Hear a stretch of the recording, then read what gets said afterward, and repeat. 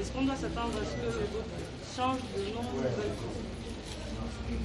Je ne peux pas le savoir, hein. Vous savez, le changement de nom, on ne le décrète pas forcément longtemps avant. C'est au gré de l'évolution de la société, des circonstances. Et donc pour l'instant, nous pensons que la marque Colina, sur laquelle nous investissons énormément, va rester encore pour un moment. Nous avons voulu uniformiser les enseignes de façon à ce que vous soyez au Cameroun, au Gabon, en Côte d'Ivoire, au Mali et même au Maroc, hein, que vous ayez des repères. C'est donc pour ça que nous avons changé de nom et nous pensons que cette fois-ci c'est parti pour un bon moment.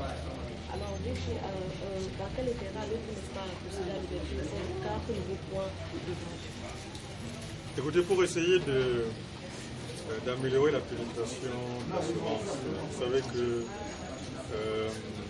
l'assurance reste très peu connue en Afrique, en général, et puis au Cameroun en particulier. Et nous pensons donc qu'en venant plus près des populations, nous allons faire mieux connaître l'assurance et puis recruter donc de nouveaux soins. Donc nous étions assez peu présents dans la ville de Douala. Nous étions à Bonanjo, donc nous quittions nos bureaux au sud de Bonanjo pour venir vraiment auprès des populations. C'est dans ce cas-là que nous avons donc visité ce matin nos agences de mobilité, et ainsi de suite. Mais c'est un mouvement qui va se poursuivre. Vous allez d'ailleurs voir que nous ne sommes ni les premiers ni les seuls. Vous avez vu que les banques ont quitté Bonanjo pour venir dans les quartiers à la rencontre des besoins des clients et nous sommes tout à fait dans ce mouvement. Qu'attendez-vous, n'est-ce pas, de ces nouvelles agences? Qu'attendez-vous concrètement de ces nouvelles agences? Nous attendons de ces nouvelles agences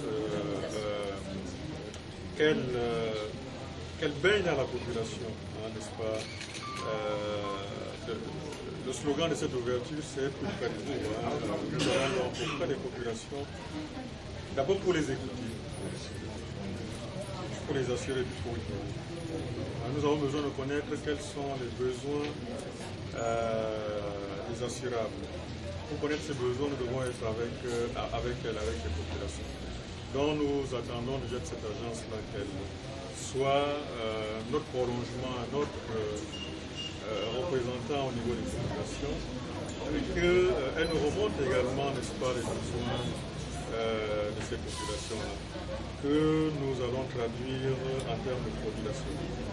Évidemment, de façon tout à fait directe, nous attendons également de développer notre chiffre d'affaires parce qu'il y a un potentiel énorme. Il faut savoir que globalement, un Camerounais dépense en moyenne 4 à 5 000 francs d'assurance par an. Ce n'est pas assez. Ça signifie que les marges de progression sont énormes.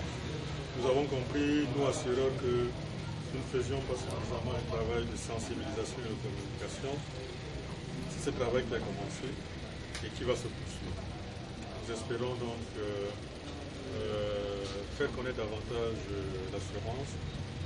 Nous espérons prendre en compte et prendre en charge les risques de tous ordres de nos concitoyens, parce que notre métier, c'est ça, c'est fournir la sécurité dont ont besoin aussi bien les acteurs économiques que les particuliers.